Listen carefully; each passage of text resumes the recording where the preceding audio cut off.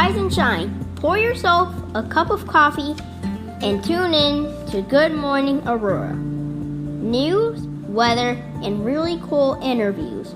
Monday through Friday from 8 to 9 a.m.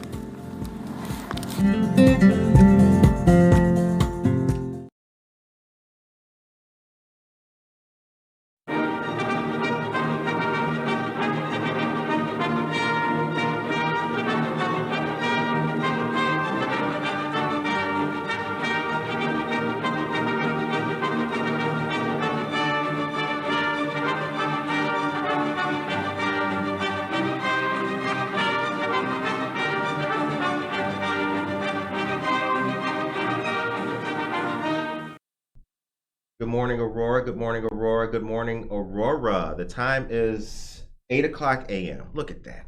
A plane that just landed so perfectly. You are listening to and watching Good Morning, Aurora, the second largest city's first daily news podcast. It's Friday, the 1st of July. Happy Friday. And happy 1st of July to all of you great people. William Miller III, Army vet, good morning to you. We have a great show for you today. A great and informative discussion. We have a great guest who is back for his second appearance on our show, and we are happy to have him, George William Foster V. Indeed. Better known as Congressman Bill Foster. Good morning, sir. Good morning, Curtis. How's life? Hey, it remains interesting, I have to say. Well said. It does. You have a new grandson. We're going to start off with that. That's right. Anytime I get really downtrodden about all the grief we're suffering in Washington, D.C., I just think back home of my new grandson. So he's a year old in April. April 1st, he arrived. All right. And my grandson's name is George William Foster VII. Excellent. And now, even though I go by Bill Foster, my legal name is actually George William Foster, and I am the fifth. My father, grandfather, and on. That's awesome. And you were sharing with us awesome history about your family, troublemakers from way back, even in the Civil War. Interesting. Yeah, so I think George W. Foster I was actually served in the Civil War and was put in charge of one of the first regiments of freed slaves. And so this worked for a while, and then he got in trouble and was threatened with court-martial because he insisted that the slaves under his charge should have the same rations, the same food as the white soldiers. Right. And this was not okay, apparently, with some of the good residents of New Orleans, and he was threatened with court-martial and then quietly let out of the army without a court-martial. Wow. But so, as you say, we've been troublemakers from way back. Well, I'm glad to have you on the show today. Good to see you. So first things first, ladies and gentlemen, don't forget that we've got a procession, not a parade, coming up. It's going to be Monday. I have some details of it here as well that I want to share with you guys. 23 miles. Did you guys know that? It's taking off from Phillips Park. And then it will go on quite a long and extensive route. Veterans, city vehicles, first responder vehicles, and the like. There will also be candy, music at various spots, and seniors will be able to take part in this. So you guys can, the routes and the link to download a map of it are on our Facebook page. We shared that link yesterday. So hope that you guys enjoy. And when the camera comes on, we've got some great stuff to show you from our friend Lisa of the Fox Valley Marine Auxiliary Corps. All right. The time is now 8:03. So the world has been going through a lot of upheaval. We'll just stick with America and our upheaval. Recently, as we know, Roe was overturned by the Supreme Court. Quite the unfortunate decision.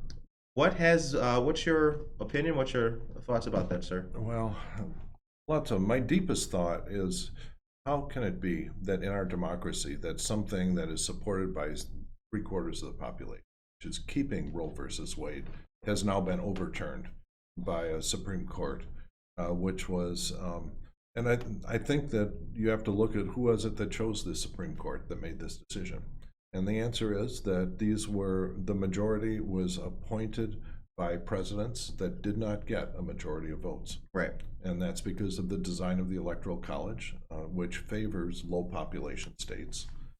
It irritates me to no end that in the Electoral College, a citizen of Montana gets much more voting power in the Electoral College than a citizen of Illinois. That's deeply undemocratic. It's equally bad. These have also been vetted for, the nominations have been vetted and passed by the Senate. Right. And the Senate is also deeply undemocratic.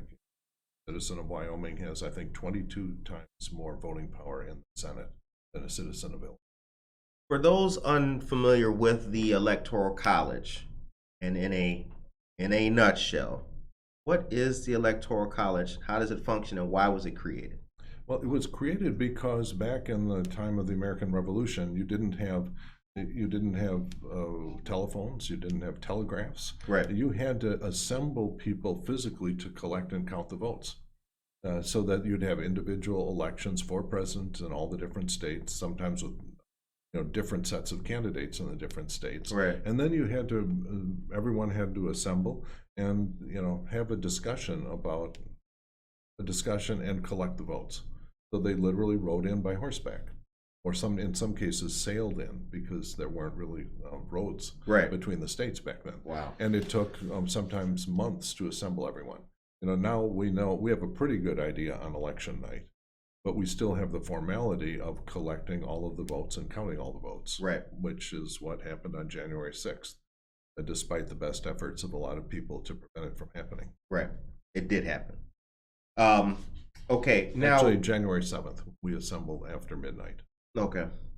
Now, how can Roe be codified?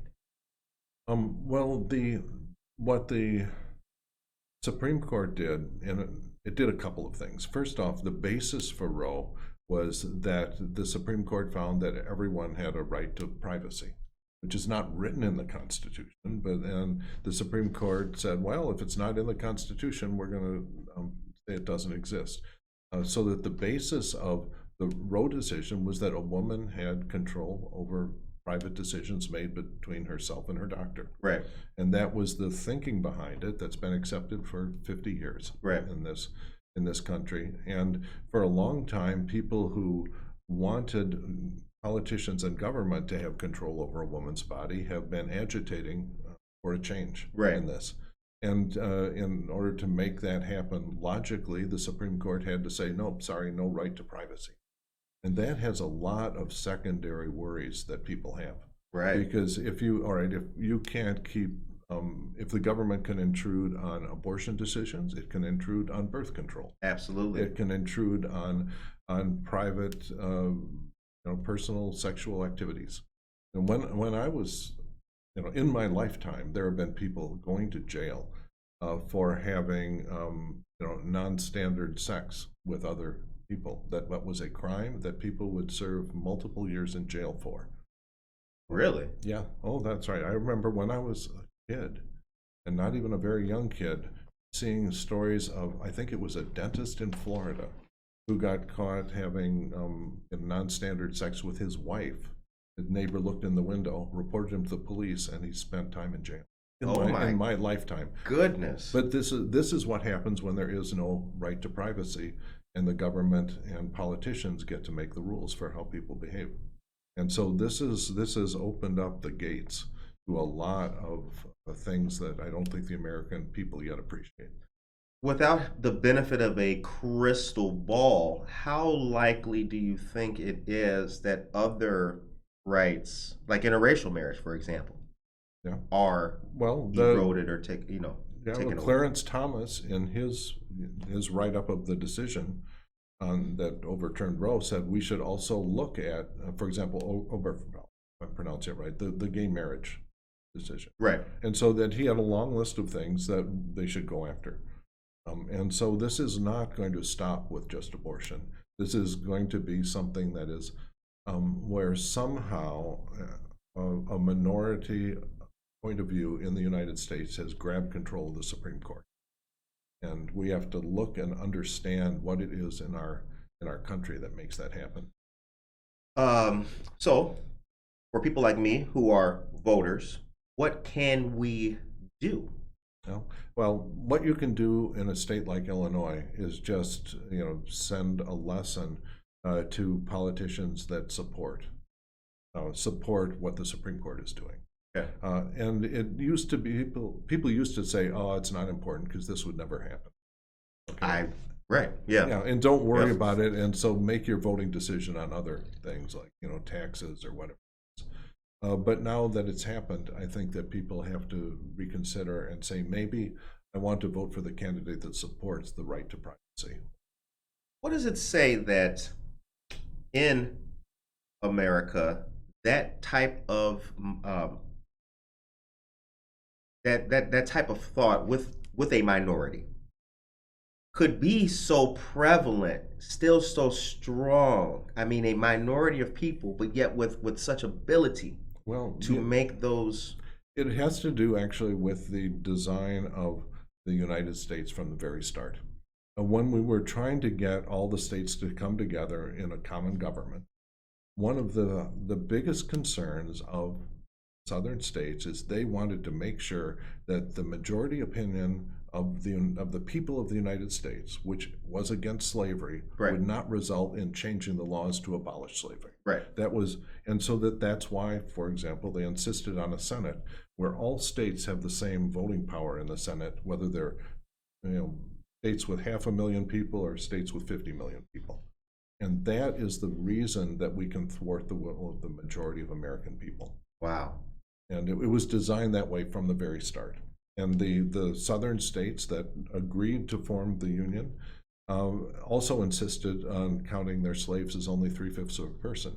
Which is in the Constitution. Right. That was in the original Constitution, and we have changed it. Because the 3/5 Amendment. Is that correct? I can't remember the amendment. Okay. But it's pretty early we realized it, was not.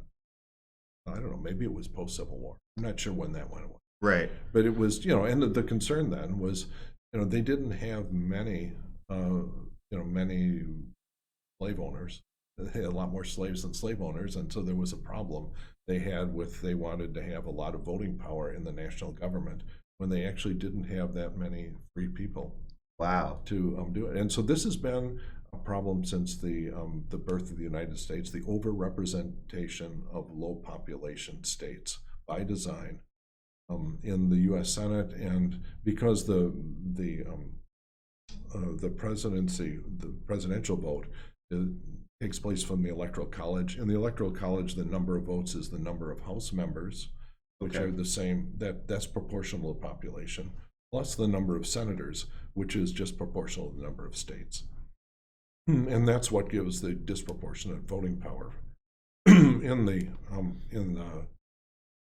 for the presidency to low population states as well. Wow, the time is 8:12 a.m.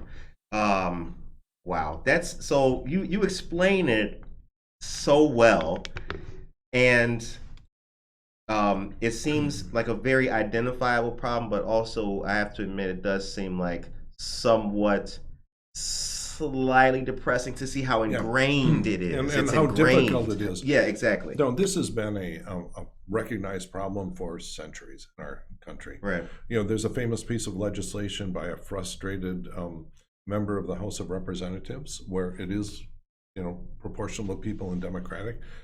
He submitted a legislation, actually a constitutional amendment, to abolish the Senate, which gets remembered fondly from time to time by many members of the House, because the Senate is deliberately not representative, right, of the people, and it's damaged policies in the United States for generations.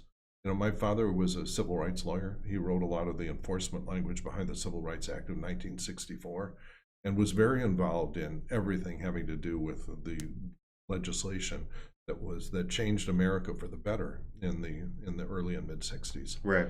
But that everyone thought that didn't have a chance to make it through the United States Senate, because the United States Senate, then as now, was dominated by low population rural states who are not always the most socially advanced. Not at all. Well said. You hit the clap for that.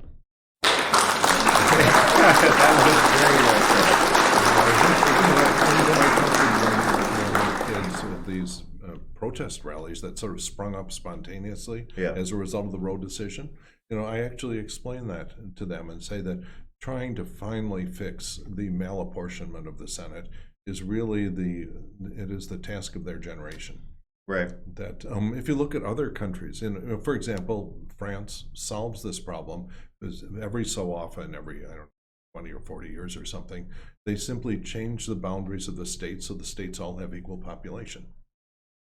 Okay, now we're not likely to do that, but we can do something so that the votes in the Senate have some relation to the population, right, of the states they represent. That's something we have to do because it's originally at the time of the founding fathers, the ratio of populations of the smallest state to the biggest state was about 6 to 1. Okay, and now it's like 80 to 1. Holy cow. And so that means a citizen of Wyoming has 80 times the voting power in the Senate than a citizen of California. As America has grown, we've not advanced fully. We're stuck with this compromise with the slave states that has been with us for our entire history. The time is 8:15. Dan Barrero, good morning. Kathy Brockman, good morning. Happy July. Have a great 4th, everyone. Thank you very much. And Tracy Hodges is here. Good morning to you. Jessica Palomo. Hi, everybody. Good to see you guys. We are here with special guest today, Congressman Bill Foster. This is his 2nd appearance, and we gave a good intro to George William Foster the 7th, Congressman's grandson. Awesome. All right, the 11th Congressional District. What is it? What are its boundaries? Right now the current one and the one I've represented for for pretty much the last 10 years has included Aurora. Okay. It's always my districts always represent Aurora. Ever since I've been in this business, but it actually has the 2nd, 3rd, and 4th largest cities in Illinois. So what is, what the 2nd largest city of Illinois Aurora. is? What do you think the 3rd is? Rockford. Joliet. All right. Okay. And the 4th is? Rockford. Naperville. Oh. So the 11th district has Aurora, Joliet, and Naperville, the 2nd, 3rd, and 4th largest.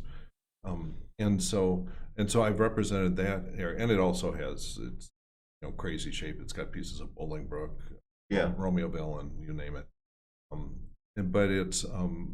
But the new district, the new 11th district, also anchored by most of Aurora and Naperville, and about half of Naperville. Okay. But now what it does, and it also has Bolingbrook. So those are sort of the parts that remain. But the new part of it, but now we've dropped Joliet, which kind of breaks my heart. Wah. Yeah, that's right. Well, I'm going to miss the Blues Brothers reunion. I don't know if you saw that. I did, Dan yes. Yes. On. Yep. All right. Good stuff. Well, I will still actually be representing Joliet. Okay. But I'm actually very proud because, it's the Joliet prison. You ever seen the Joliet prison? Yes, I have. It is just a thing of beauty, and it's well loved, and it's falling apart. And so one of the things that I've done as I've represented Joliet is I've tried to get some federal funding to fix up the building. Okay. Because it's become a real tourist attraction. Yeah. They give tours. There's just a continual stream of German tourists taking selfies in front of the Blues Brothers prison. Yeah. It's become a real value to them, but it is falling apart. And I was very proud that I was actually able to get one of the many community supported funding projects that I was able to get was to get some money to fix up the roofs and various things that are falling apart in the Joliet prison, which will make it possible to have more events like bringing the band back together for the Blues Brothers. Yes. Now let's talk about the community project funding. So that's actually just one piece, and is that Stateville prison? Or is it just no, not Stateville. This is what the old Collins Street prison that they call it locally. Okay. It's in downtown. There's a women's prison across the street, but it's one of these things that's the old limestone buildings with the turrets. Well, it looks like the Blues Brothers. Right. Okay. I want to read from a great description. So the projects listed have been submitted to the House Appropriations Committee for consideration, part of the fiscal year 2023 government spending bills. And the CPF program, is a continuing initiative first introduced for fiscal year 22. Yep. The process allows for members of Congress to request direct funding for projects that benefit the communities they represent. In compliance with House rules, this is really good stuff. Projects are restricted to a limited number of federal funding streams, and only state and local governments and eligible nonprofit entities are permitted to receive funding. Yeah. Okay. And so this is something that I think is well, for a long time, what used to be called earmarks were just a source of huge trouble and corruption. Because what would happen is that members of Congress would steer money, federal money, into like individual local businesses, for-profit businesses, and then the businesses would sort of miraculously start contributing back to the campaigns. It was really bad, and so for good reason, Congress got rid of them a few years ago. But then we realized that there were a lot of very good community-supported projects. Often, run by nonprofits or governments. Things like the Hesed House. Yes. One of the things that I was able to get some money for was an expansion of the Hesed House, so that it includes a resource center, so that it's not only a place where you have a place you can sleep overnight, right, but then you can go and get job counseling and so on in a new building, or actually a refurbished building across the street from Hesed House. Mm-hmm. And so this is, this is the sort of thing that I know the community supports, the community needs. And as a representative in Congress, I think it's appropriate for me to be able to recommend specific funding for nonprofit projects like that. And I remember when that happened, that was in our news that particular day. Joe Jackson, the executive director of Hesed House, he tunes into our show. And that was really good news, because the Hesed House they do a lot. And like you said, it's not just a place for folks to, it has been stigmatized, unfortunately. It's not just a place for folks to reside if they're unhoused. They do a lot there, and a lot of the volunteers really do a good job there as well. Yeah, and it'll be able to do a lot more with the resource center that will be funded with this thing. So, it's an example. Or, fixing up the old Joliet prison will make Joliet a better and happier place. Now, Fox Valley Park District, Fox Valley Habitat for Humanity, Marie Wilkinson's Food Pantry, United Way of Will County, all of those are also. Yeah, that's right. Well, one of the things that really has made Aurora such a nicer place to live has been all of the work done to fix up the river. Yes. When I moved here 40 years ago, people would say, don't ever make the mistake of buying a house down by the river, because the river stinks, right? Because it was so polluted that it stunk. And that all along Aurora, you had used car junkyards. Yeah, all this by the river. Right, yep. By the river. And Mayor Wisner led a long-term campaign to just clean up the river, turn it into parks and open space, and it has transformed Aurora. That's why you're seeing downtown Aurora, well, you could say it's almost gentrifying. Yeah. Right. And which is really good. You go out on any day of the week and there's foot traffic. There are parties happening. It feels like a great thriving city, which it was in the past and is now again. Yeah. Absolutely, things like, but the thing you mentioned with the Park District, yes, one of the things that's made that possible are the very nice paths along the river, and so that this was there's a missing bridge in North Aurora. If you just look at, where can I go from the paths on one side to the other? Mm-hmm. There's a long stretch where you say, I can't cross the river, and I want to if you're on your bike. A lot of people, right? A lot of people discovered downtown Aurora because they came through on their bikes, just riding down the bike path. And then they say, hey, Aurora's a pretty neat place. Maybe I'll come back tonight and go to the Paramount. Yeah, that's right. And so this has really been important. And so there's been a missing bridge for quite a while, and we have one of our many community project funds is to provide partial funding for that bridge to take. Okay, and so all just right. Things get better bit by bit. And as your representative in Washington, if I can steer the money into specific projects that are really supported by the community, it's money well spent. It is. No, these, the Park District, Habitat for Humanity, these are great. Yeah, the Urban League, great community initiatives. Urban League does a lot of good.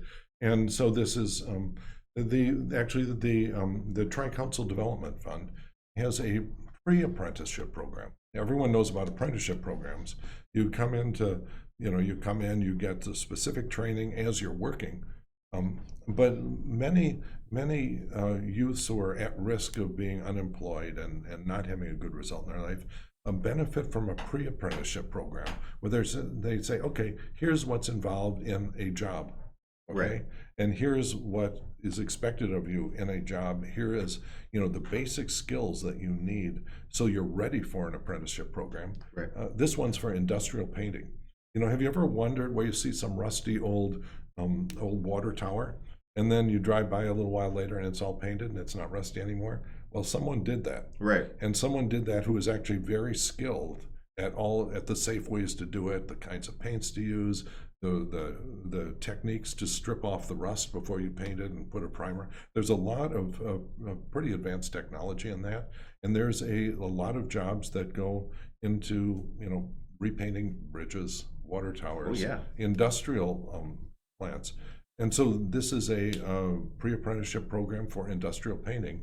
And right now, industrial painting is a job in huge demand.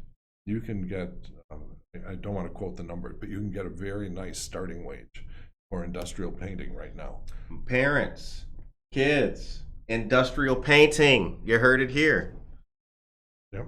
And so, I was very gratified that in the first round of these, which went through last year, we ended up being 10 for 10 in getting ours approved, because the congressional staff that looks at our requests does not approve everyone. And they want to make sure that they have real community support, that they make sense for the community. They're not some little private project of the congressman or Right. congresswoman, Right. and so we got a large number submitted. Many of them were really, really good. We chose the 10 that we thought were the best, and all 10 of those got approved. We were actually told that the submissions we had were the best in Illinois and perhaps even the best in All by the right. staff. And it was because of the letters of support we got, and the fact that the projects made sense for the community. Vanessa Rodriguez Aguirre, good morning to you. She says, thank you for the work you do, Congressman Foster. Well, I try. Thank you, Vanessa. We appreciate that. And good morning, Norma Peterson. Thank you, Bill, for such a great job for the people. Good morning, Norma. Scott Hayes, hello there. It's so depressing about the misrepresentation. What can we do as average citizens? That's a good question. From our friend Victoria Maldonado. Yeah, well, look, I think there's some things that we can do, not so much as citizens, but as consumers. If you remember, a few years back, Indiana passed a very strong anti-LGBT. I can't remember what it was that they did, but it was just egregious. Yeah. And what happened is that they canceled the basketball tournament. And they were going to have, I think, one of the big basketball tournaments there, and the players said, no, we're not going to go and do something and have a tournament to benefit a state that is not being fair to all of its citizens. And so that's an example of a consumer boycott. And then I think the league, I can't remember which league it was, pulled out, and immediately the state changed its laws. I bet, yes. And so that even though the Senate is very unrepresentative of the people, if you put pressure on commercial entities, you say, okay, if Texas is going to pass laws to ban abortion, I'm not going to buy a Tesla that's built in Texas. I buy the Tesla that's built in California instead. And then very quickly you will see that that businesses will take notice. And if they say, we have a choice, are we going to follow the markets of Missouri or the markets of Illinois? It won't take them very long, because Right. Illinois is not only much larger in population, it's much more productive economically. So that the markets of the economically productive large states are ones that have a lot of power, and the consumers in those states have not used it. So that just separate from our whole political system, I think people have to look at where the products they buy are coming from. And in states that are moving backwards, they will see markets disappear. That maybe it won't, that say, well, I can go to a vacation in a state that's, that has reasonable laws, or a state that's not. Right. And just choose to go on vacations in the states that are treating all their citizens fairly. I've been reassured when I see large corporations who traditionally have stayed quiet and not rocked the proverbial community boat. Um, Coca-Cola, when Georgia passed its arcane set of laws, I think this is maybe a year or two ago.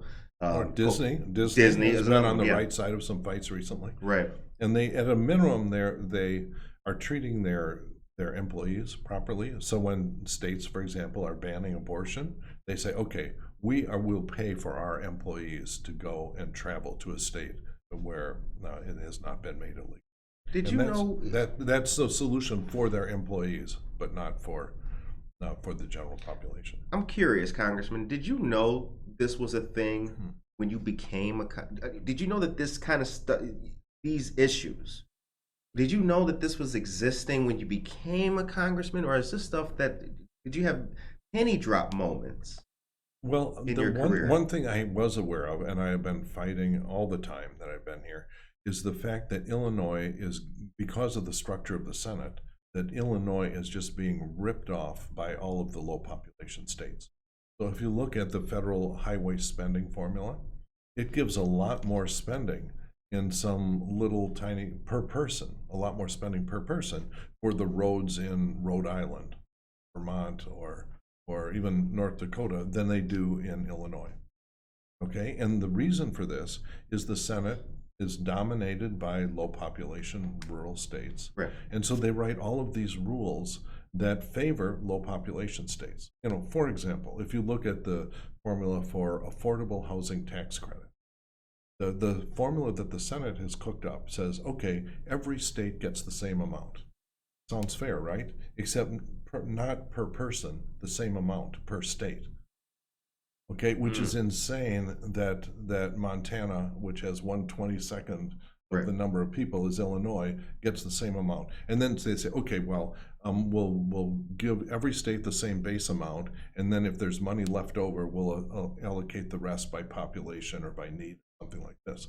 But the final result of that is that citizens of Wyoming or Montana get several times more affordable housing tax credit per person than someone in Illinois, or a lot more assistance with the roads we drive, and just on and on. And so the net result of that is that Illinois loses between $20 and $40 billion a year because we get a lot less federal spending than we pay in federal taxes.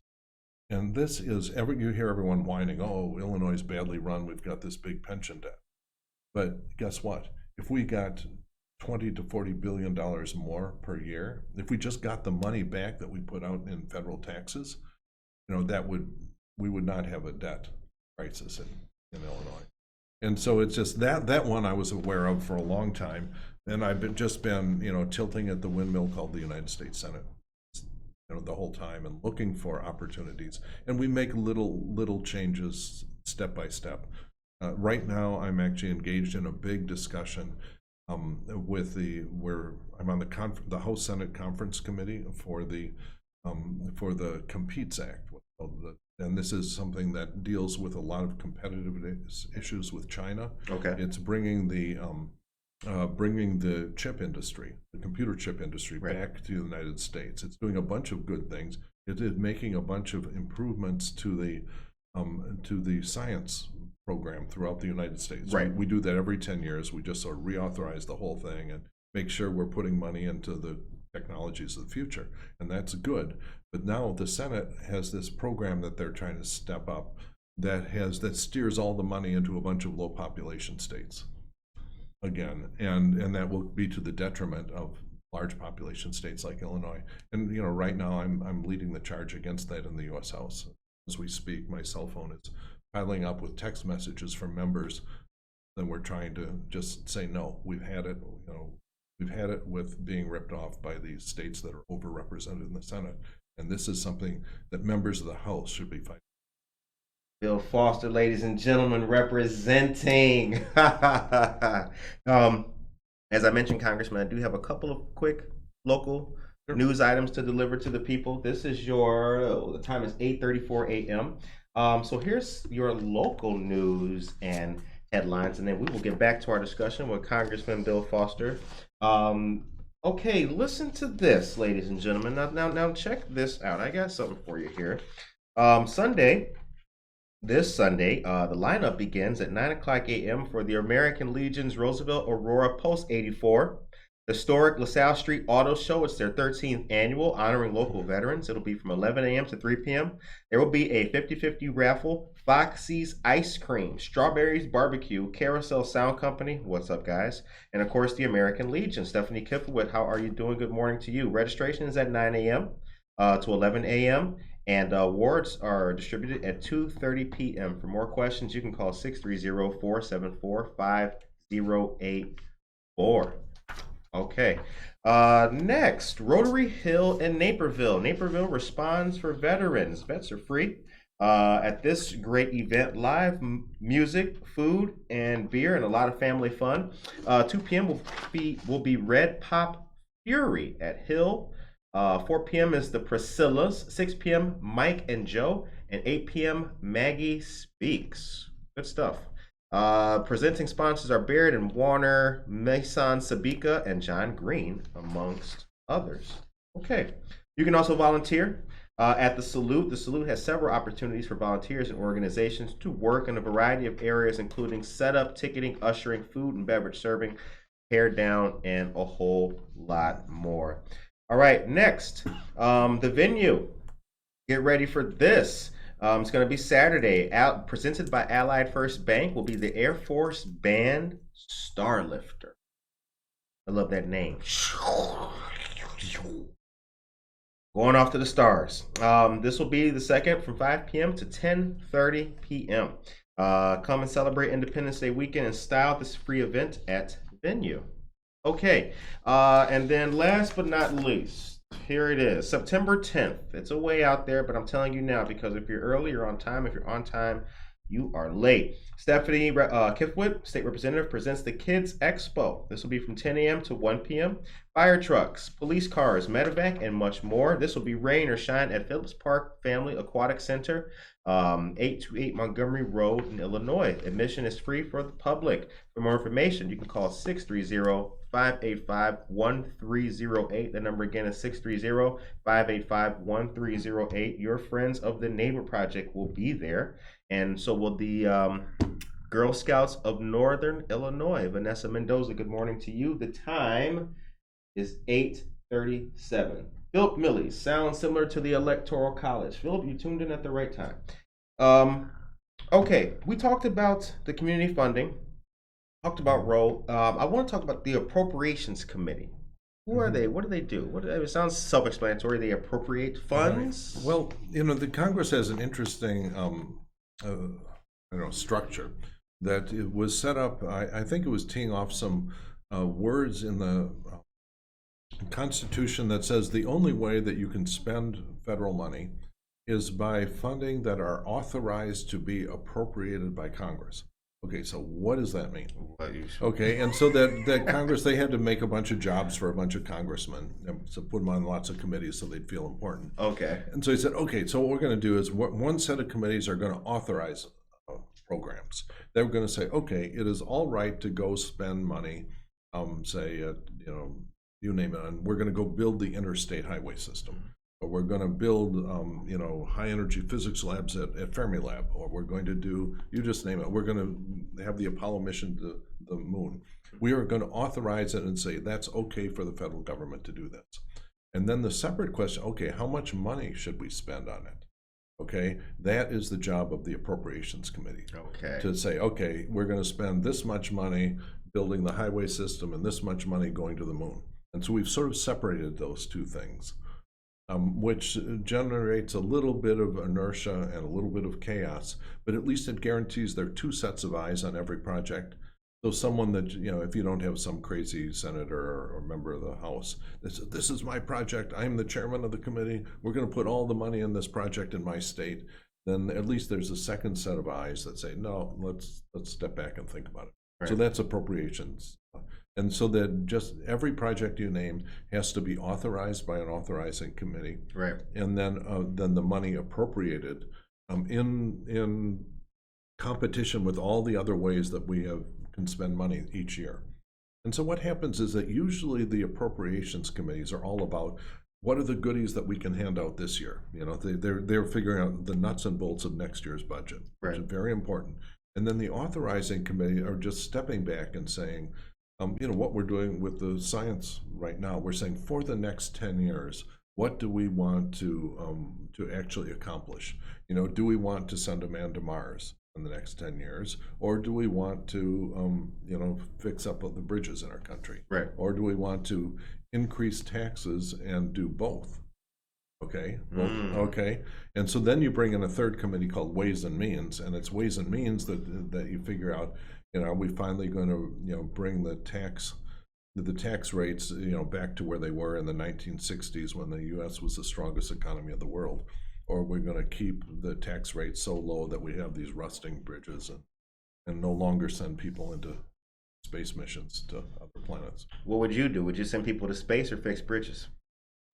I would observe that since the start of the Obama recovery back in 2009, when we passed the stimulus bill and then we had the longest economic expansion, that if you say, well, how did that end up for the Obama expansion? How did that, which continued right up to the pandemic? How did that benefit Americans? Well, then there's this number that gets published every 3 months by the Federal Reserve, which is the net worth of Americans. Okay, you just add up all the families in America, how much do they own? Their house, their bank account, their stocks, everything they own. And so in the depths of the financial crisis, that number was $60 trillion in 2009. It is now above $150 trillion. Okay, so it's gone up by $90 trillion. Right. Most of that increase, that $90 trillion, has gone, the majority of it's gone into the top few percent. Right. And that's something that Bernie Sanders correctly highlights a long time. Right. When I was young, that would not have been the deal. Because, for example, when I was starting my company with my little brother, back, I was 19 and he was 17. At that time, if you were a tiny small business, you didn't get taxed much at all. Right. But when your business became big and successful, your tax rates were very high. And so we knew that if our company ever became big and successful, that we would have very high tax rates. The U.S. used to have a tax code where the highest tax bracket only applied to one person, Rockefeller. John D. Rockefeller. That's right. There was a tax bracket just for him, and it was like above 80%. Wow. Okay, and it did not stop Rockefeller from being and continuing to be the wealthiest person in the United States. Right. And of course, he had good lawyers, and he didn't really pay the 80%, but he paid pretty high rates.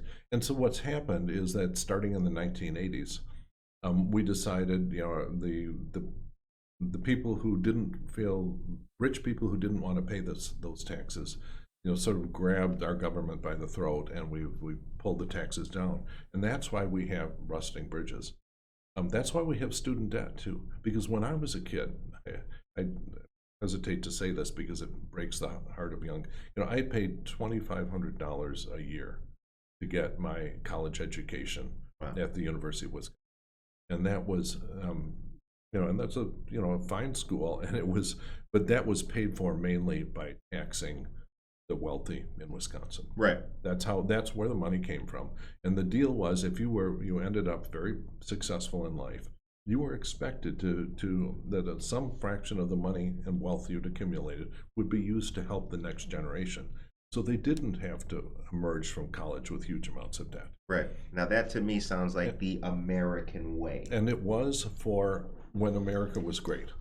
Right. And we have lost that, starting with Reagan in the 1980s. And so what happens if you cut the taxes, for a little while the economy looks really good.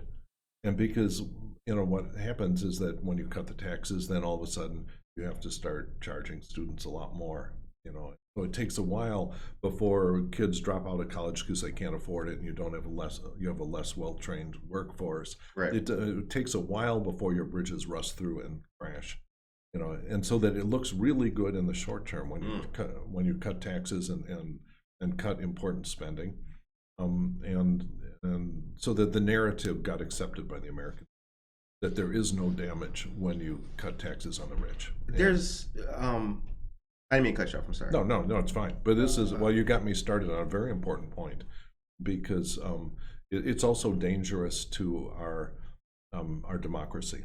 That our founding fathers understood that you could have unlimited accumulations of wealth, Right. Or you could have a democracy, but you could not have both. There's another, I guess, talking point or frame of thought that I'd like you to. We need to eliminate regulations. You hear these people talking about we need to cut regulations. We don't need regulations. I mean, America doesn't need regulations. Send politicians so they'll cut regulations. Congressman Foster, what is the wisdom of cutting regulation? That doesn't seem very... Well, first off, we are a capitalist society, and I am capitalist, and I think the first approach to any problem should let the markets deal with it. That should be the first approach. But then you have to understand there are times when the markets get the wrong answer. For example, if you're setting up a factory to manufacture chemicals near the Fox River, the free market solution is to dump your used chemicals into the Fox River. Okay, that is the cheapest thing to do. It will allow you to make cheaper products. If one manufacturer says, "Oh, I'm going to clean up my discharge and not dump my water," it will cost them more money. Their products will be more expensive. They will be driven out of business. And the free market solution ends up with a Fox River that looks like what it did 40 years. It smells like what it did 40 years. And we are still cleaning up industrial sites all along the Fox River where there's paint. There are places on the Fox River where there's paint and paint solvents that are oozing out of the ground and still flowing into the Fox from industrial sites that were not regulated. Okay, and then when you have to recognize when the free market doesn't get the right answer for all of society, like allowing pollution, that there is no alternative than having government come in and set minimum standards of behavior. Right. And the same thing for treating workers fairly. Right. If you can be more profitable as a business if you just abuse your workers, and underpay them and force them to take unpaid overtime and all the long list of things that happen. And when that happens, if you let the free market make all the decisions, it doesn't end well for particularly the workers. Absolutely. And so that under those circumstances, there is no alternative to having government step in and set minimum standards for how you have to treat your workers. You can't. It's cheaper to put them in unsafe situations, and let them bear the consequences when they get injured on the job. Right. And so these sort of things, we're seeing this also for climate. Right now, it is cheaper. The cheapest thing you can do to make electricity is to just burn coal. You burn coal, you put it into the atmosphere, and that's the low-cost way of making electricity. At least it has been for generations. And so the problem is that ignores the damage that's being done to the communities that are downwind of the coal plants, right? Where they all of a sudden, all this coal smoke falls out and falls on playgrounds, and you can just sit there and look at the sand on playgrounds, and measure all of the heavy metals that have been deposited there over decades from the coal smoke. Then the rain comes and it falls down on playgrounds. Yeah. And so it's also not an accident that if you look around Illinois and around the country, that a lot of the coal plants that have been allowed in operation tend to be upwind of underprivileged areas. The last ones that disappeared, for example, locally around here, were in South Joliet, right, Romeoville, and upwind of a lot of the south side of Chicago. Ladies and gentlemen, this is very informative. Thank you very much. I really appreciate it. On Well, behalf that's the danger of having a scientist as one of your guests. Shouts out to Fermilab, definitely. And you're still in contact with Fermilab. You are, I had it right the last time we interviewed each other. You are on a committee that oversees activity at Fermilab? I worked there for 23 years. Right. And so I'm on the science committee, which indirectly, all the different national labs, one of which is Fermilab, one of which is Argonne National Lab. And just, we have oversight over a lot of different things, including Fermilab. But I was very honored, actually. This spring, I got a Lifetime Achievement Award from the American Physical Society for all the work that I did. Congratulations. Congratulations. Right. All right. Well, it was really neat. I had to write my first physics talk in like 15 years. And so I know the first thing I encountered is, physicists always give PowerPoint presentations with all their tables and numbers and stuff on it. And so I had all these 15-year-old PowerPoints. And so if you ever done this, you may have noticed that the aspect ratio, a PowerPoint now is like long and wide, like a laptop screen. Yeah. And before they'd been square. And so I had all these 15-year-old PowerPoint slides that were square, and I couldn't use them because I had to stretch them to the new. Oh, wow. Yeah. Anyway, but it was wonderful to see a lot of my old friends there and get congratulated on. Actually, the last of the giant machines, all the time I was there, we were smashing protons and antiprotons together to make particles that have not been around since the Big Bang. Right. And so I invented and led the construction of all the magnets for what's called the antiproton recycler ring, which stored a record number of antiprotons so we could smash a record number of them, make particles that have never been around before. So it's actually on one of the members of the team that discovered the top quark, which is the heaviest known form of matter. That's right. And so this was, there's a lot that Illinois should be proud of for the discoveries at Fermilab and at Argonne.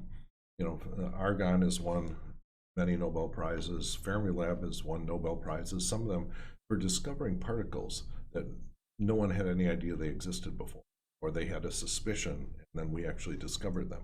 And so these are things that are going to be in the science textbooks forever, that in the prairies of northern Illinois, at Fermilab and Argonne, that discovered. And it's something, I don't think we're proud enough of it. That's awesome. Quick question. Explain how the lack of regulation in China puts them in unfair advantage. We have a listener who's disturbed by forced labor in China. Yep. Good morning, Cindy.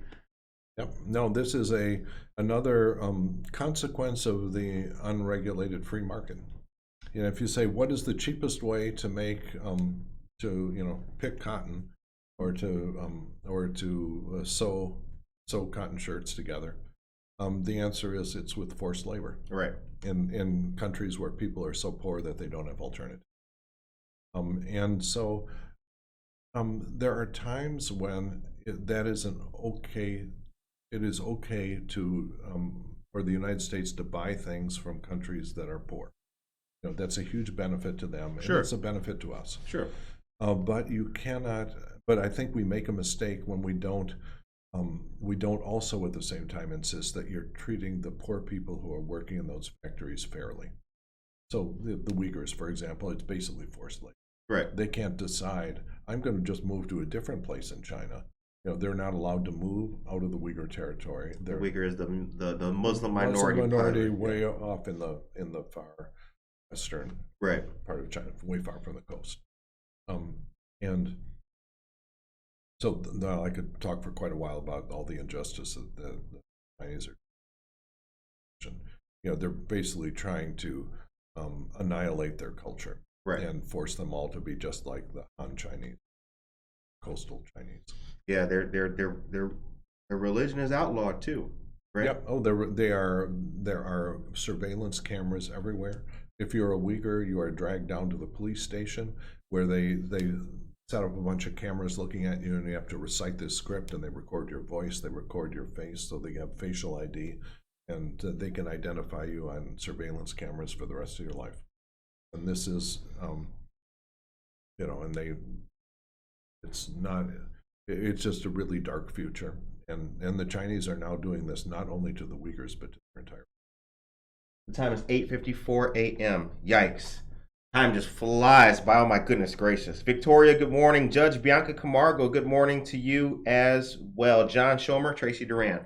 Okay, before we end, what are going to be the rest or some more priorities for yourself for the rest of the year? What can the people expect of Congressman Bill Foster? Where will we see you? What's the issues? Well, look, at the big thing that we have to finish is the House Senate conference on the.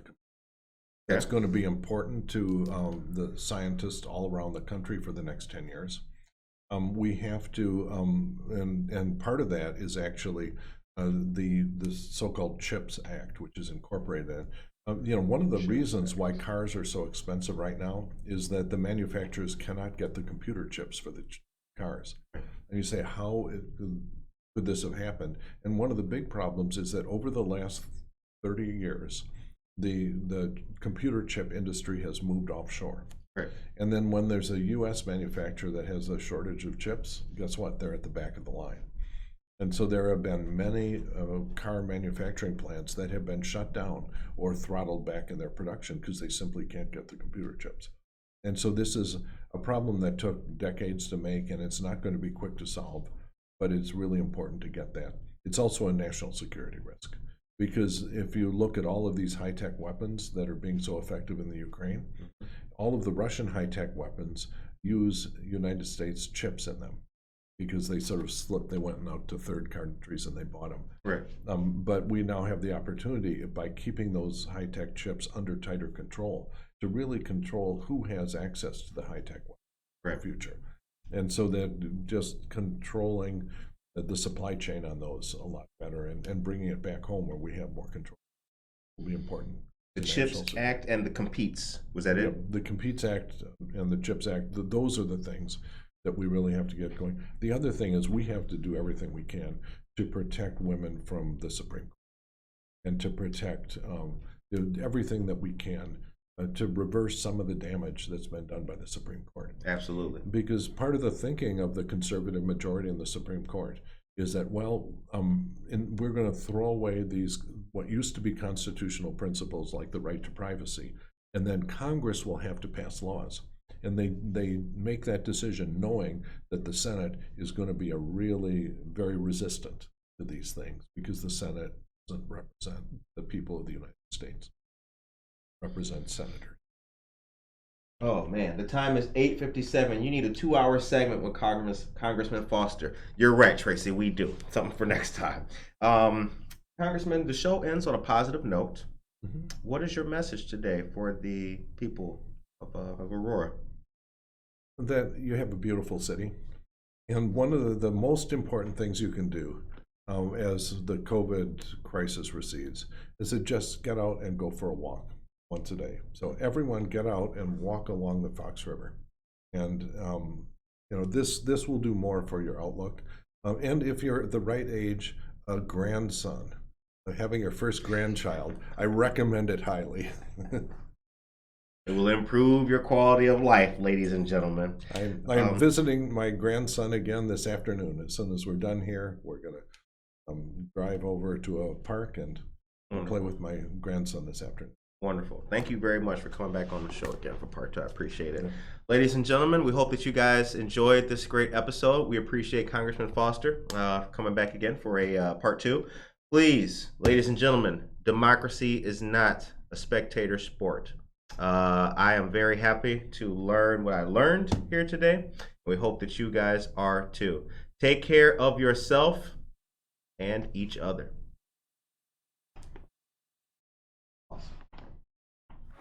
Yeah!